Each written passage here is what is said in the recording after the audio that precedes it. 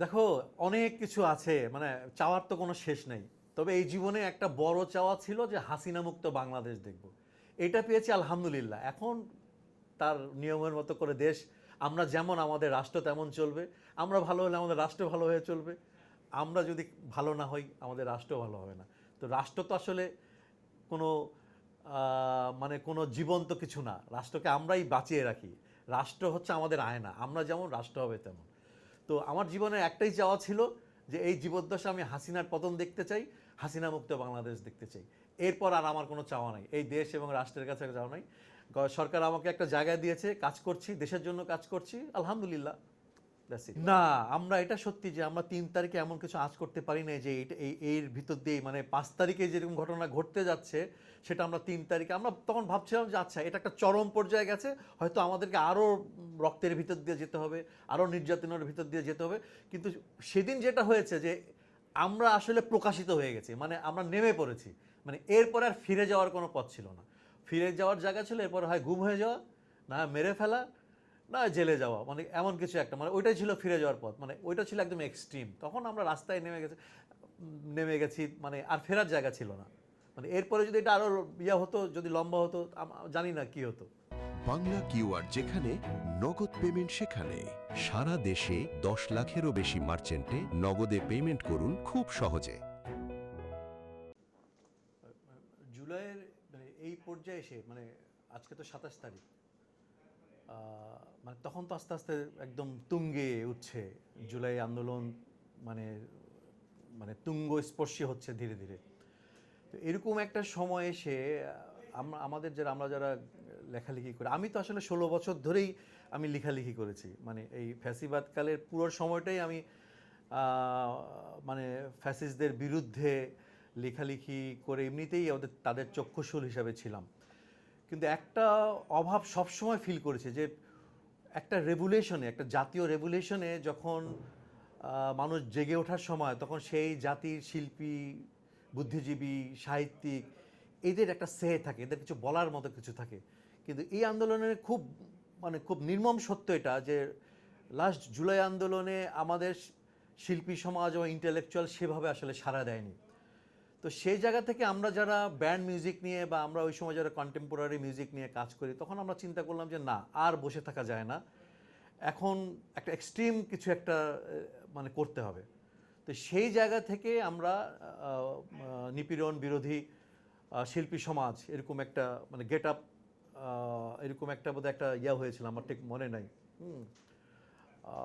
এরকম আমরা একটা ব্যানার করেছিলাম, এবং সেই ব্যানারে আমরা ওই সময় তাৎক্ষণিকভাবে যাদেরকে যাদেরকে পেয়েছিলাম, তো তারা সবাই মিলে আমরা রবীন্দ্র সরোবর আসলে সমবেত হয়েছিলাম যে গভর্নমেন্টকে এই মেসেজ দিতে যে মানে শিল্পী সমাজ তোমাদের এই নিপীড়ন মানছে না এবং এটার প্রতিবাদ করছে, এই মেসেজটা দেওয়ার জন্য আমরা রবীন্দ্র সরোবরে আমরা মিলিত হয়েছিলাম।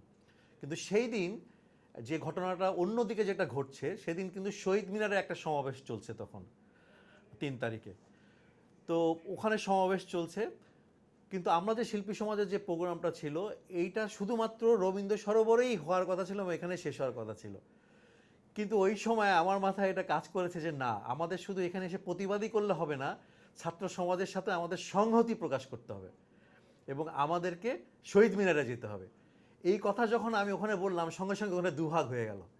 এক ভাগ ওখানে থেমে গেল, আর আরেক ভাগ যেখানে আমি ছিলাম, প্রিন্স মাহমুদ ছিল, প্রবর রিপন ছিল, এবং আমাদেরকে কেন্দ্র করে আরও কিছু ব্যান্ড মিউজিশিয়ান সহ আমরা যখন ধানমন্ডি এই রবীন্দ্র সরোবর থেকে যখন হাঁটা শুরু করলাম মিছিল নিয়ে, প্রথমে খুব কম ছিল এবং ধীরে ধীরে আমাদের মিছিলে রাস্তার পাশে যারা দাঁড়িয়ে ছিল তারাও ধীরে ধীরে জমায়েত হওয়া শুরু করলো, এবং বিভিন্ন আমাদের যারা ভক্ত, যারা গান বাজনা করে বা মিউজিশিয়ান বা সাধারণ ছাত্র সমাজ, সবাই এসে ধীরে ধীরে এই মিছিলে এসে জয়েন করতে শুরু করলো। আমরা মিছিল নিয়ে এই মিরপুর রোড হয়ে, এলিফ্যান্ট রোড হয়ে শহীদ মিনারের দিকে যাচ্ছি, আর যত যাচ্ছি আমাদের মিছিল তত বড় হচ্ছে, এবং পুলিশ, ওই সময় খুব ভয়াবহ রকমের আমরা একটা রিস্ক নিয়েছিলাম।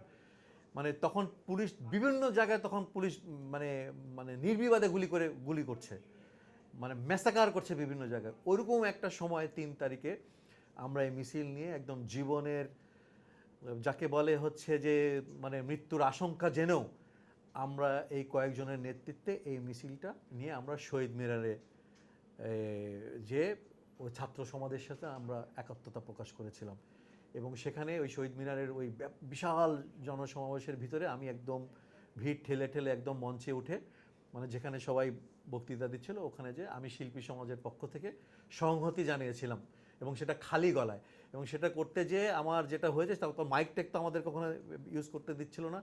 আমি আমার জীবনে এত জোরে কণ্ঠ ছাড়িনি।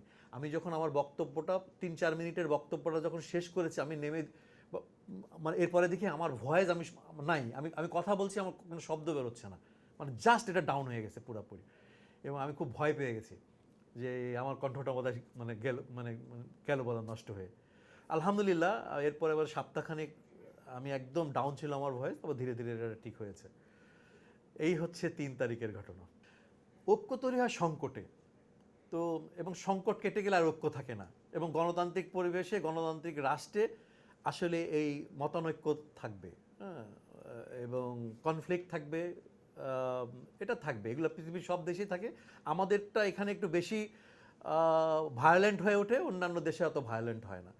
তো এটাই গণতান্ত্রিক সমাজ ব্যবস্থা, তো এরকমই। তো আমার মনে হয় যখন সংকট হবে আমরা আবার এক হব, সংকট কেটে যাবে, আমাদের মধ্যে বিভেদ তৈরি হবে, কিন্তু আলটিমেটলি যদি আমাদের লক্ষ্যটা থাকে দেশপ্রেম আর আমাদের লক্ষ্য যদি থাকে যে সবার উপর বাংলাদেশ, দেশটাকে যদি এইভাবে রাখতে পারি আমার মনে হয় তাহলে আমাদের কোনো মানে সমস্যা হবে না।